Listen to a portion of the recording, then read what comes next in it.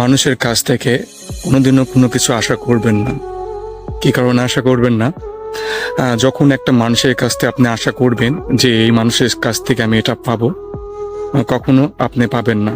কারণ মানুষ খুবই স্বার্থবাদী, স্বার্থ ছাড়া কোনো কাজ করে না। দেখবেন তার কোনো স্বার্থ নাই, সেজন্য সেই কাজে কখনো সে এগিয়ে আসবে না। সেটা অর্থ হোক এবং যে কোনো বিষয় হোক, কখনো এগিয়ে আসবে না।